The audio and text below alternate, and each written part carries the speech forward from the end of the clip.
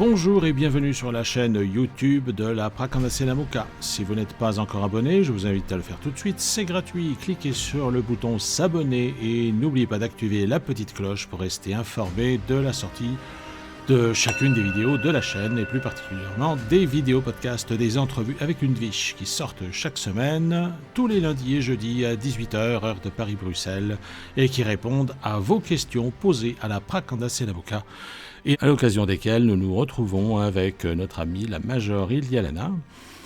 Et nous nous retrouvons aujourd'hui en l'occurrence pour un nouveau numéro hors série, le deuxième, aujourd'hui consacré à la spiritualité.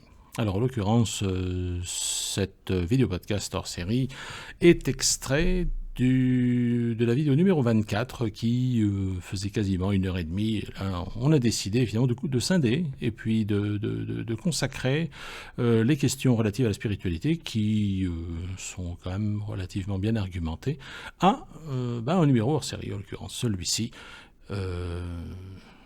Pour lequel je suis ravi de vous accueillir en espérant qu'il vous plaira. Bonjour, Major Ilialana, comment ça va? Bonjour à tous. Je vais très bien, merci beaucoup. Alors, Choumani pose une question qui est intéressante, qui demande a priori un certain temps de développement. On verra bien comment vous en sortirez, Ilialana. Et elle est en parallèle avec une seconde question, enfin une question d'un ou une anonyme qui rejoint celle de Choumani. Alors je vais lire donc celle de Choumani. En premier lieu, à savoir celle-ci, pourriez-vous s'il vous plaît expliquer de façon plus élaborée à quoi correspondent précisément les différentes étapes de l'évolution spirituelle? Oh là là, encore une question à $1 million. Ah, c'est pas possible. Ah, mais il n'y a pas que des questions faciles, hein, Lielana. Que des questions faciles. C'est un euphémisme. Ah oui, mais je vous rappelle que ces gens-là ne s'adressent pas à n'importe qui, ils s'adressent à une dviche. Et une dviche, c'est pas le premier venu qu'on croise au coin de la rue. Hein. Allez, donc je reprends la question. Pourriez-vous s'il vous plaît expliquer de façon plus élaborée à quoi correspondent précisément les différentes étapes de l'évolution spirituelle, à savoir l'illumination, la libération spirituelle et la réintégration divine? Comment cela se manifeste-t-il pendant l'incarnation et peut-elle se poursuivre après l'incarnation? Vous avez la réponse, hein, Ilialana, pas de souci pour ça. Oh, mais le problème, ce n'est pas de pas savoir. Le problème, c'est d'avoir le temps de développer ça en 3 fois rien de temps, et de manière à ce que ce soit exhaustif et compréhensible. C'est pas évident. Je suis d'accord avec vous, mais en attendant, vous êtes doué. Hein. Et voilà. Alors, donc je disais que un ou une anonyme pose une question à peu près semblable, qui est celle-ci. À quoi ressemble la réintégration et la fusion, la conscience de l'absolu? Notre âme est-elle diluée dans l'absolu et perdons-nous notre identité, conscience ou âme? Est-ce une sorte de repos éternel? Notre évolution est-elle terminée? Plus d'incarnation, plus d'évolution? Renaissons-nous en tant que nouvelle âme, comme un cycle infini? Merci. Je pense qu'on peut traiter les deux questions, hein, elles sont concomitantes quand même. Il y a moyen de pouvoir faire un tir groupé. Qu'en pensez-vous? Oui, effectivement, c'est lié. J'ai une trame de réponses qui se dessine dans l'esprit. Ça devrait aller. Ah, quand je vous disais que vous étiez doué, vous voyez? Ah, n'en rajoutez pas, hein, ça va. Bon alors, que peut-on répondre à ça? Ça, c'était une bonne question. Je peux prendre votre papier, s'il vous plaît. Merci. Alors, ouais. Expliquer de façon plus élaborée à quoi correspondent précisément les différentes étapes de l'évolution spirituelle, à savoir l'illumination, la libération spirituelle et la réintégration divine. Alors, première chose déjà, là, on est en fin de parcours. L'évolution spirituelle, elle commence à partir du moment où la conscience s'éveille dans le monde minéral à son absolue base, à savoir au sein du berceau des âmes, là où naissent les âmes, les consciences. À savoir le cœur en fusion d'une planète qui porte la vie. Donc bon, là, chez vous, hein, sur Terre. C'est là que ça commence. Hein. L'étape primordiale, elle est celle-là. Il y a la transmigration au sein de toutes les strates du monde minéral pour ensuite accéder longtemps après au stade végétal, ensuite le stade animal, et ensuite le stade humain. Et quand on est au stade humain, eh bien, il faut encore arriver à dompter le mental qui s'imagine être le seul maître au monde. Enfin bref. Ça, bon, c'est pas l'objet de la question. Enfin, c'est bien de rappeler que l'évolution spirituelle, c'est pas l'illumination. Là, on est vraiment en fin de course, si je puis dire. Enfin, en fin de la première étape de cette grande course. Alors, si on doit parler, distinguer illumination, alors illumination et libération spirituelle, c'est la même chose. Disons que la libération est la conséquence de l'illumination. C'est vrai que le français est assez pauvre en vocabulaire par rapport à ce que c'est censé exprimer. C'était pas si simple. Alors, là, je vais emprunter une part d'enseignement du Hiérodarque lui-même. Il est quand même bien placé pour savoir parler de ce genre de choses. Mais bon, c'est moi qui réponds, c'est moi qui explique. Alors, disons que la nature humaine est constituée d'un ensemble de consciences. Et ces consciences se diffractent dans l'incarnation. C'est pour ça que l'incarnation est tellement importante pour l'évolution spirituelle, dans la mesure où il est possible de distinguer potentiellement, enfin, d'avoir un panel plus distinct de l'ensemble des consciences qui se manifestent lorsque l'âme humaine est incarnée, plutôt que lorsqu'elle ne l'est pas. L'incarnation inclut un nombre assez considérable, ce dont personne ne se rend bien compte, de consciences différentes. Il y a la conscience du corps, il y a la conscience des différents organes, indépendamment de la conscience du corps, il y a la conscience psychologique, il y a les différentes mémoires du passé qui rayonnent parfois très fort et finissent par former une conscience. Il y a ce qu'on appelle l'inconscient, en fait c'est tout ce qui n'est pas mental. C'est quand même très vaste. Il y a le subconscient, cette espèce d'espace vide dans lequel on peut y placer une information qui, elle, va partir à partir de là, et tenter de générer systématiquement une réalité en rapport, c'est quand même très très très très complexe. Donc, toutes ces consciences qui constituent la nature humaine, disons incarnée, toutes ces consciences ont tendance à vouloir satisfaire leurs propres appétits respectifs.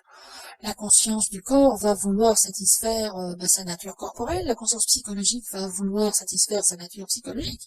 En fait, chacun travaille un peu pour sa pomme dans cette histoire-là, la conscience mentale aussi, et la conscience de l'âme aussi. Alors, il est de la responsabilité de l'âme, qu'on va pouvoir comparer à un cavalier, c'est souvent, si ce n'est toujours, l'image qu'on en donne, par rapport à tout le reste qui représente, enfin, l'incarnation et sa complexité, qui est représentée, symbolisée par le cheval. Et il convient au cavalier, eh bien, de maîtriser son cheval pour permettre à l'âme, grâce au cheval, d'aller où elle le souhaite. Et ça, c'est pas acquis, hein. Ça l'est pas facilement, je dirais même que ça l'est de haute lutte. Donc, la libération spirituelle, c'est, comme son nom l'indique, un résultat permettant à l'âme d'être libérée d'un certain nombre d'enchaînements et de limitations qui sont généralement entretenus par les différentes consciences qui constituent à la fois l'âme en termes de mémoire et le corps. Donc, toutes les expériences de vie d'incarnation en incarnation servent à présenter un panel extrêmement vaste de toutes les situations possibles permettant à l'âme de les appréhender et de les maîtriser de manière à avoir une connaissance théorique et pratique du terrain, de l'existence avec un grand E, de manière à pouvoir monter en expérience et en capacité de maîtrise, non pas seulement de sa propre nature, de sa propre identité, mais du monde qui l'entoure. C'est pour ça que la discipline magique est si importante. Elle paraît être une des disciplines de l'ésotérisme auquel on croit ou pas, mais en fait ça va beaucoup beaucoup plus loin, parce que à partir du moment où on se maîtrise bien, eh bien on maîtrise bien aussi les circonstances de sa propre vie, les événements qui interagissent, etc. Et il faut apprendre à maîtriser ça sans blesser, heurter ou enclencher un processus non évolutif pour d'autres consciences. Pas forcément conscience humaine, hein, conscience animale, conscience végétale, minérale, conscience alimentaire, les différentes forces en mouvement, etc. Donc l'âme doit apprendre à concilier à sa propre existence tout ce qui l'entoure, tout ce vivant, visible ou invisible. C'est un travail titanesque. Hein, Enfin, l'âme a le temps. Hein. En général, il faut au strict minimum 100 000 ans pour sortir de la nature minérale. Rien que la nature minérale. Bon, ensuite, c'est un peu plus rapide végétal, encore un peu plus rapide pour l'animal, et quand on atteint le stade humain, eh ben, c'est reparti pour des dizaines ou des centaines de milliers d'années, voire pour certains, c'est déjà arrivé des millions d'années, parce qu'il y a une stagnation due au mental qui fait bloc, qui donne un aperçu de l'existence qui est complètement faussé, surtout dans un contexte comme celui de ce monde, qui est complètement dominé par des consciences à l'esprit vorace et rapace, qui était l'ennemi jusqu'à présent, et qui n'avait d'autre but que de mettre en esclavage les populations qui leur semblaient être inférieures. Bon là, la race inférieure, supérieure, on reconnaît l'élan nazi qui est typiquement propre à l'ennemi. Ils ont toujours eu cette appréciation du vivant. Hein. Il y a ceux qui exploitent et ceux qui sont exploités. Bon. Mais en dehors de ça, c'est pas forcément un cas particulier, parce que l'ennemi s'est retrouvé vraiment partout à différents degrés. C'était ici que c'était le pire. Bon, ça, c'est pour ça qu'on y est d'ailleurs. Mais bon, en dehors de cette considération-là, l'illumination, la libération spirituelle, c'est de parvenir à aligner toutes ces consciences constituant la nature humaine, les aligner, les discipliner, les aligner sur le desiderata de l'âme, laquelle est elle-même alignée sur la fréquence de cet aspect de l'absolu qui lui est absolument propre, qu'on appelle le moi ou le soi suprême. Cette parcelle d'absolu qui est entièrement dédiée à l'identité d'une âme précise et qui est censée l'influencer, de manière à ce que l'âme reconnaisse la légitimité de cette vibration du soi suprême et étant dans cette orientation dynamique évolutive qui est entièrement propre et naturelle à la nature humaine, en l'occurrence, eh bien, il revient à cette âme-là de se faire emboîter le pas par toutes les consciences qui constituent ce qu'elle est et son incarnation également, de manière à ce qu'il n'y ait qu'un seul élan où toutes les consciences accompagnent directement la volonté de l'âme de rejoindre ce point qui est le soi suprême en soi et de fusionner en lui. Ça, c'est le phénomène de libération, de réalisation spirituelle. Maintenant, la réintégration divine, eh bien, c'est cette jonction de l'âme avec le soi suprême en soi. Alors, ce soi suprême, on dit en soi, mais il n'est pas inclus à la manifestation de l'incarnation incarnationnelle.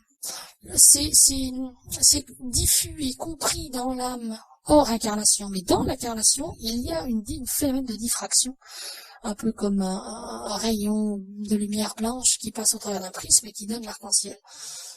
Sans le prisme, ça reste du blanc. Mais au moins, quand ça passe par le prisme, on peut voir les différentes couleurs et les analyser. Et ben là, c'est un peu pareil.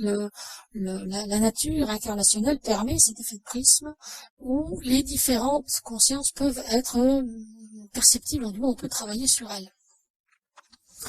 Et ben dans cette logique-là, l'âme arrive à se concilier l'ensemble des consciences qui constituent sa nature spirituelle et sa nature incarnationnelle, de manière à ce que il y ait une seule direction prise par toutes ces consciences, orientées vers le point de fusion, qui est le soi suprême, qui lui se situe environ entre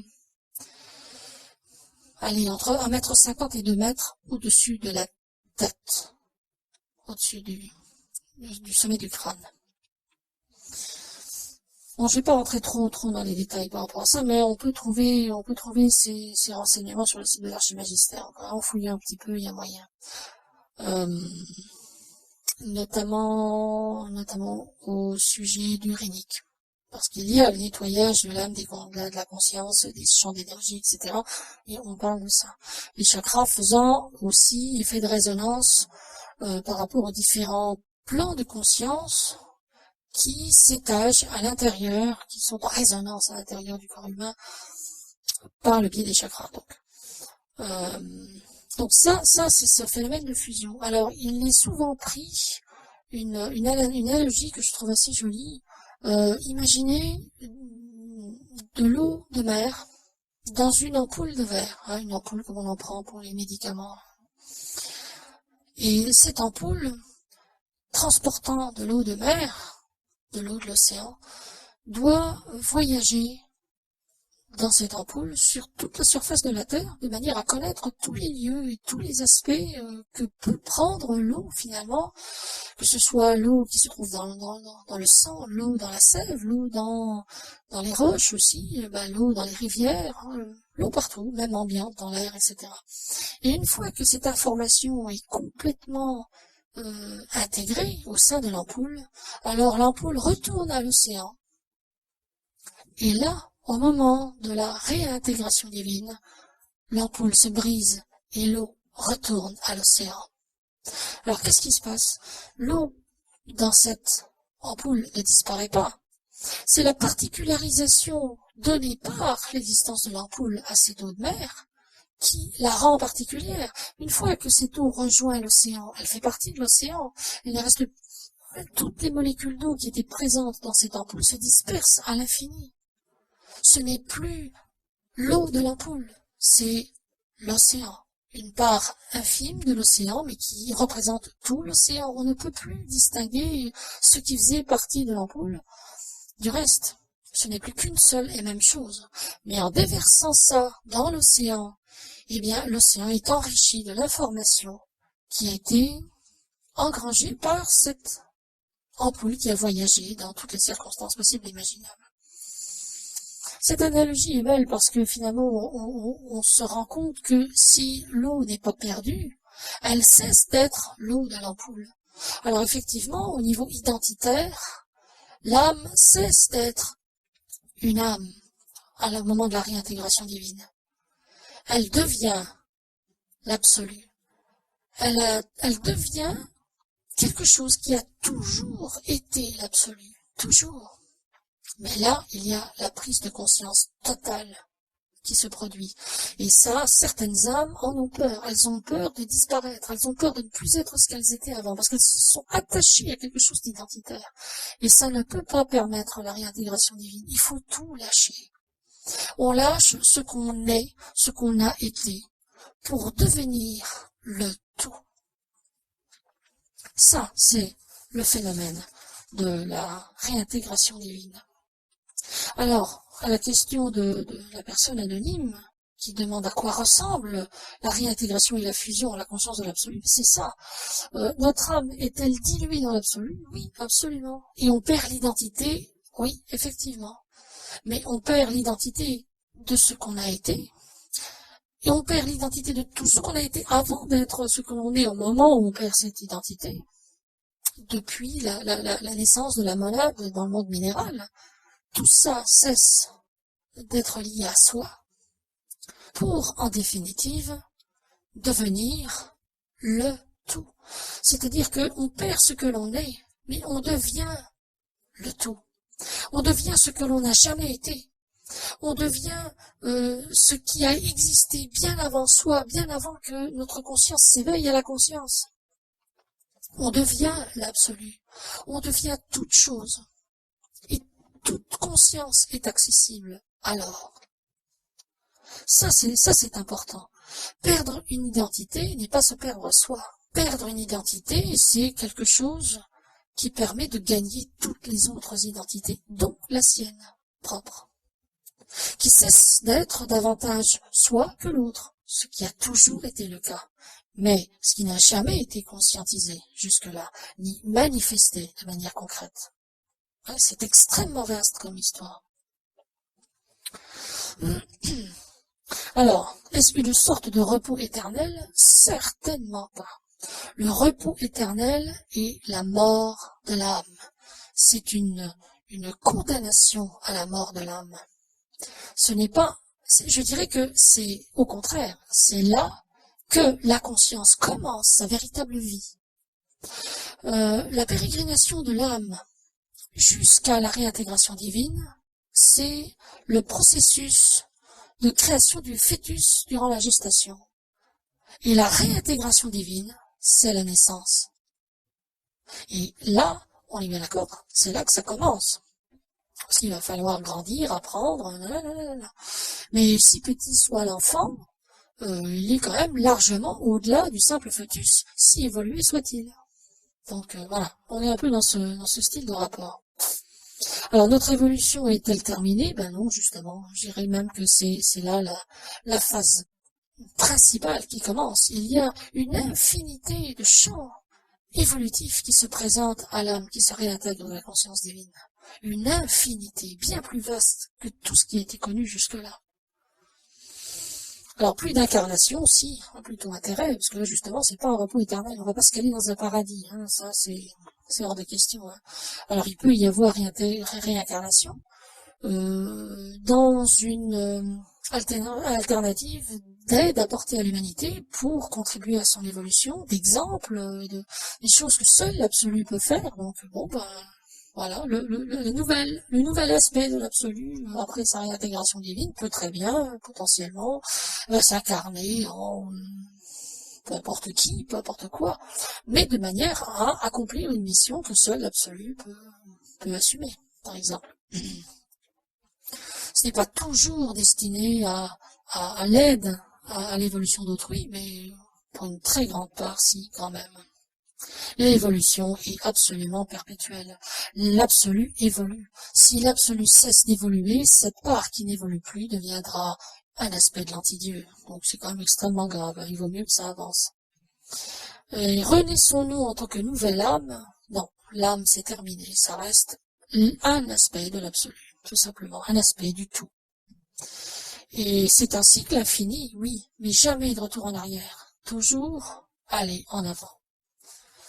Voilà, je pense pas pouvoir en décrire davantage, ça fait quand même presque 20 minutes, je pense pas pouvoir décrire davantage en autant de temps, ce sont des concepts qui sont extrêmement complexes, il s'est raconté énormément de bêtises à ce sujet, de manière à captiver les gens, leur intérêt et puis leur argent un petit peu aussi éventuellement, ça fait pas de mal au passage de celui qui le récolte. Il y a énormément de fausses idées qui courent. La réintégration divine, elle est dite irréversible. Nous savons aujourd'hui qu'il y a certaines circonstances qui peuvent créer une forme de recul. Mais ce recul-là est absolument gravissime. Bon, j'en dirai pas plus, c'est pas tellement utile. Mais la libération spirituelle, c'est un processus parfaitement naturel. D'ailleurs, c'est pas un jour, paf, voilà, on est libéré, la veille on l'était pas. C'est un processus lent, c'est-à-dire que s'il y a de mini-étapes, quand sur un mode d'évolution normal, à un moment donné, on gravit des échelons petit à petit, on acquiert des connaissances, de la sagesse, parce qu'on comprend comment les choses fonctionnent et on sait où se trouve le juste par rapport à ce qui ne l'est pas. Donc, on est dans ce développement de ce qu'on appelle la sagesse. On a l'expérience de ce qui est juste, alors que c'est pas forcément facile à discerner pour quelqu'un qui est moins avancé sur le chemin. Et à un moment donné, on franchit une frontière de plus que la veille. On en a franchi plein déjà, hein, mais bon là, c'en est une. Et à ce moment-là, on est libéré. Mais les gens qui sont libérés, généralement, ne le savent pas. Ils l'ignorent. Alors, il a été tenté par des gens qui étaient capables de le voir, de le leur annoncer. Eh bien, tous ceux à qui cette étape franchie a été annoncée, les concernant en propre, ont reculé, ont chuté d'une manière ou d'une autre, tous. Donc il a été convenu que lorsqu'une âme gagnait sa libération, sans le savoir forcément, eh bien jamais plus ça ne lui serait avoué. Pour sa propre sauvegarde. Parce qu'après c'est extrêmement dur de regravir les échelons. Donc c'est quelque chose qui n'est pas définitivement acquis. C'est une dynamique perpétuelle. Si elle n'est pas entretenue, ou alors si l'ego, l'orgueil vient s'en mêler, alors là c'est terminé. C'est terminé comme il dit. La peur, si la peur vient, maintenant qu'est-ce que je vais faire, et qu'est-ce que ça implique, la responsabilité, et si jamais, là c'est terminé aussi. Le doute, la peur, l'orgueil, tout ça sont des choses qui sont... Non, il ne faut pas se soucier d'atteindre ou non la réalisation spirituelle. Il faut avancer en faisant le mieux que l'on peut au quotidien, se placer dans une droiture la plus, je dirais, la plus extrême possible par rapport à ce dont on est capable en l'instant présent, sans se poser de questions, avancer. De toute façon, l'objectif, ce n'est pas d'atteindre un but, c'est de cheminer sur le chemin permettant d'aller dans la direction de cet objectif. Parce qu'une fois cet objectif atteint, il y a le suivant qui est là, et après celui-là, un autre, et ça ne s'arrête jamais. L'objectif, c'est le parcours du chemin, non pas l'atteinte de l'objectif. Ça, c'est absolument primordial à garder présent à l'esprit. Il vaut mieux quelqu'un qui n'est pas très évolué spirituellement, mais qui parcourt son chemin avec conscience et avec bienveillance, que quelqu'un qui est très haut placé spirituellement et qui finalement s'y endort ou essaie d'en profiter, perd cette dynamique évolutive. C'est cette qualité spirituelle, c'est une dynamique, pas un acquis. Le reste sont des étapes naturelles du chemin. C'est pas ça qui est important. Merci Eliana pour cette belle démonstration, vous en êtes bien sortis comme d'habitude. J'espère que Choumani et notre ami anonyme en seront satisfaits ou satisfaites. Alors, seconde question de Choumani, à quoi correspond une chute spirituelle et quelles en sont les conséquences sur l'évolution spirituelle? Là aussi, la chute, c'est un recul. C'est un recul simplement, c'est-à-dire que on perd ses acquis. Disons que le chemin, il n'est pas linéaire et il n'est pas très horizontal, hein. Il est en pente croissante quand même, hein. On monte, c'est comme gravir une montagne. On prend toujours cet exemple de la montagne dont on gravit les sommets avant de trouver une autre montagne au sommet plus haut encore. C'est un chemin, c'est une pérégrination et effectivement on monte en permanence. Maintenant si on fait une bêtise parce que on est tellement satisfait d'être tellement haut par rapport aux autres qu'on fanfaronne et puis hop, on met le pied sur une pierre qui se détache et on dévale toute la pente. On est bien bête après, hein. Alors, il faut remonter, ça c'est très difficile, hein. Récupérer un acquis perdu, c'est 10 fois plus difficile, dit-on, que de le gagner pour la première fois. Donc il faut faire attention. Alors il y a des chutes qui sont mineures, d'autres qui sont plus majeures. Et il y a des chutes dont on ne se relève pas, parce que on est tellement mal de ne pas être, de ne pas avoir fait preuve d'assez de perfection pour se maintenir à son état précédent. Là aussi intervient l'orgueil, hein. Mais que finalement, on va s'investir de la direction opposée, comme ça légitimera le fait que on est reculé. Alors, en général, c'est ce qui se passe.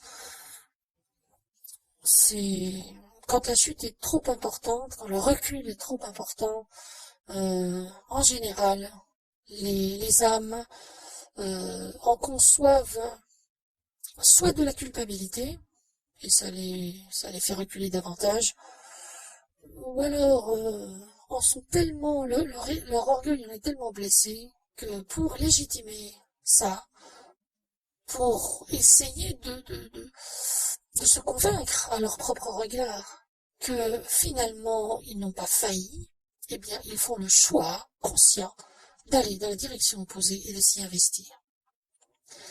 Là, on est dans un mythe, enfin dans une situation qui est proche du mythe de Lucifer, la chute de Lucifer.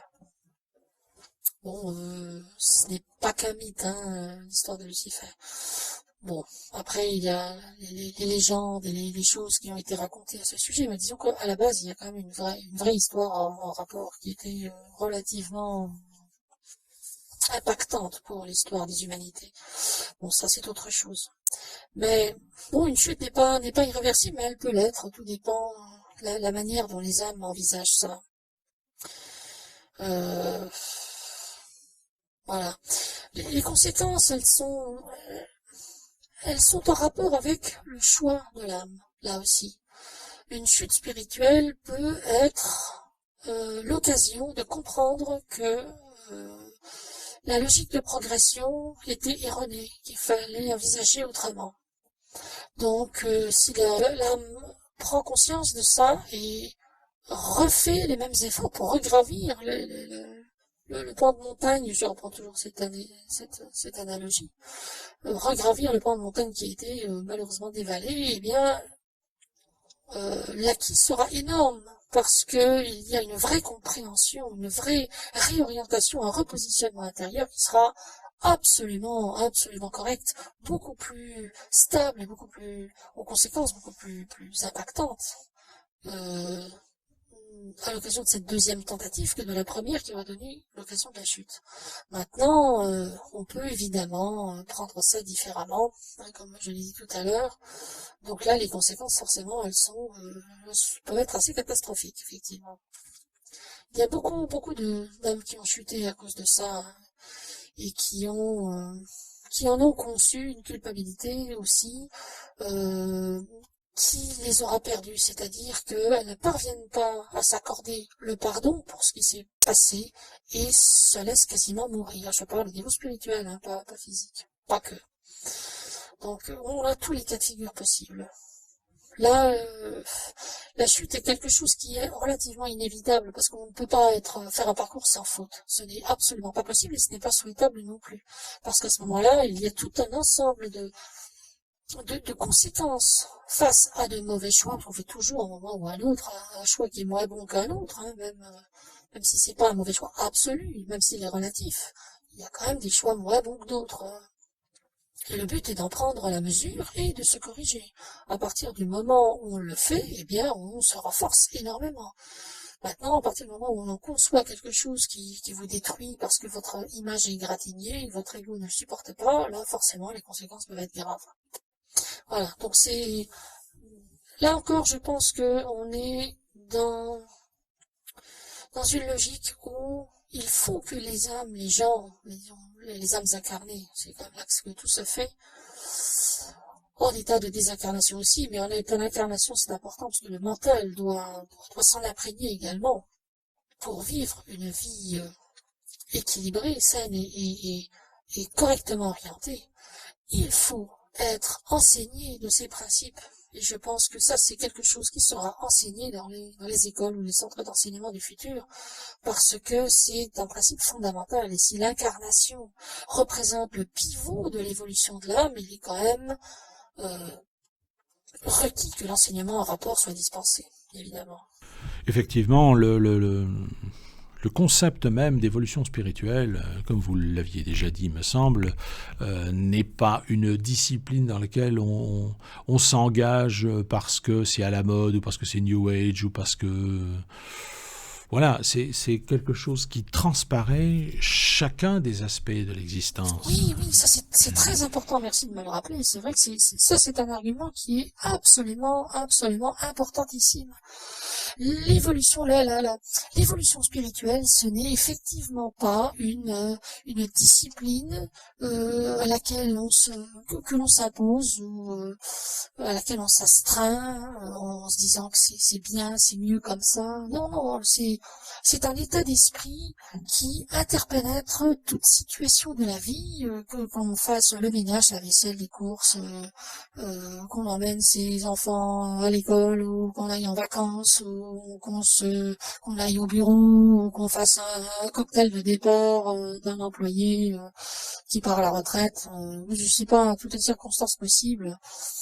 Chaque instant se prête à une expérience en particulier qui demande à être gérée selon des valeurs propres à ce qui est bon et noble intérieurement. La notion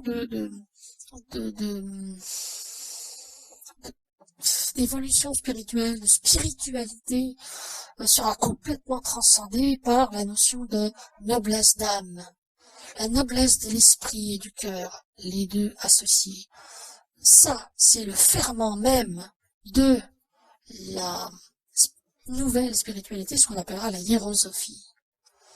Donc, il est très important de considérer que chaque instant est à consacrer au meilleur de soi-même. Dans des situations faciles ou difficiles, c'est pas toujours simple, effectivement, il y a des situations plus aisées que d'autres.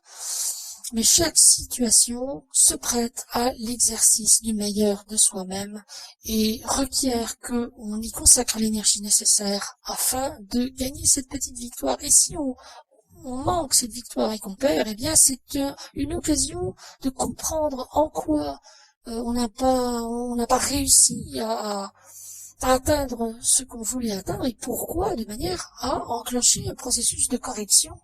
Et tant que on est incapable d'arriver à un résultat, la situation se présente sous des aspects différents jusqu'à ce qu'on y parvienne. Ça aussi, c'est fondé sur les lois de la nature.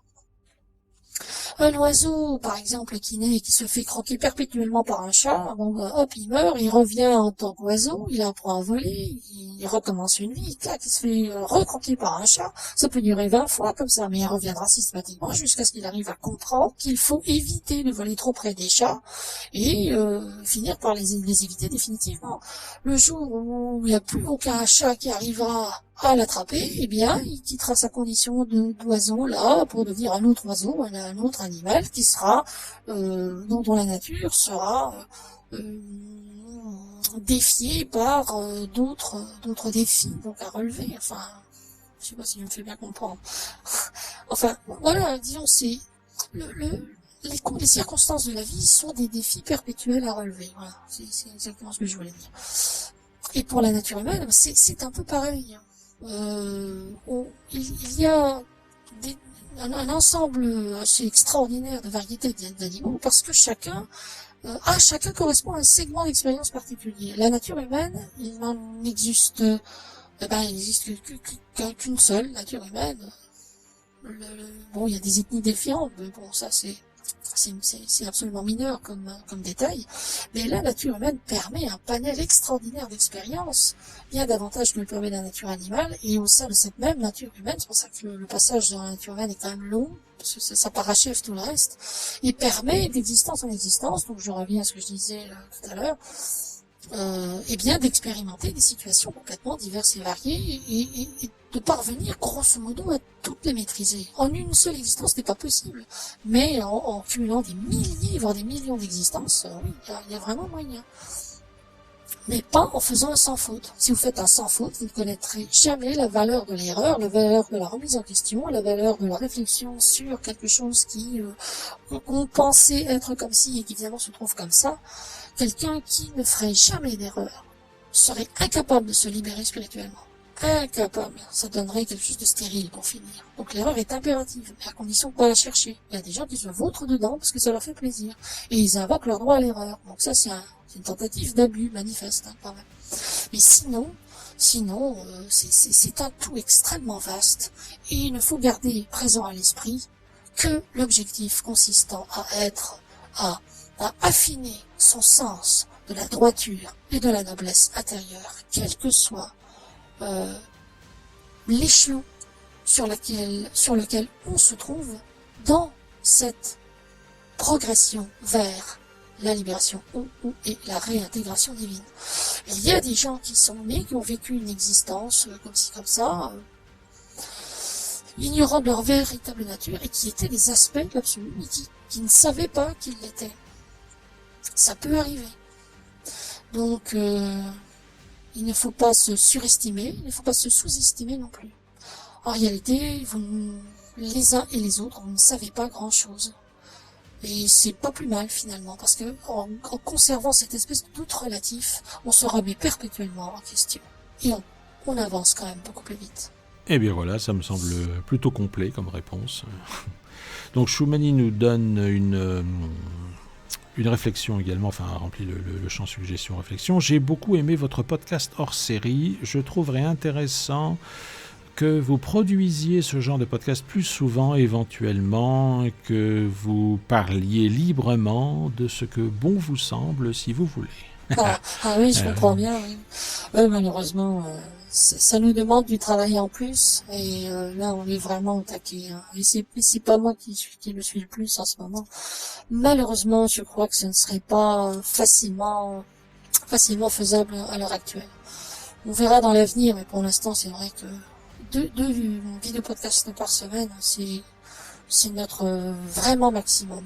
Moi, je peux pas me libérer davantage et je sais que les montages des enregistrements sont longs et fastidieux. Malheureusement, ce n'est pas simple. Pour l'instant, je pense pas que ça puisse se faire. Mais bon, on verra dans l'avenir, pourquoi pas. En tout cas, c'est tout à fait sympathique de nous exprimer votre enthousiasme par rapport à ce que nous faisons. Merci beaucoup, Choumani, pour ce témoignage. Eliana, je vous remercie pour votre présence et votre disponibilité, comme toujours. Eh bien, voilà, merci les amis. Au revoir, Eliana, à tout bientôt, à la prochaine. Très bien, merci, au revoir à vous, au revoir à tous, et à la prochaine. Absolument. Et n'oubliez pas, si ces entrevues vous plaisent, de les liker et les partager afin que d'autres puissent en prendre connaissance et les apprécier également. Si vous avez des suggestions, des remarques, des questions à poser à Ilialana ou à la Prakan Selamouka en général, eh bien rendez-vous à l'adresse habituelle amgt.link, questions ou deviches, afin de nous les transmettre.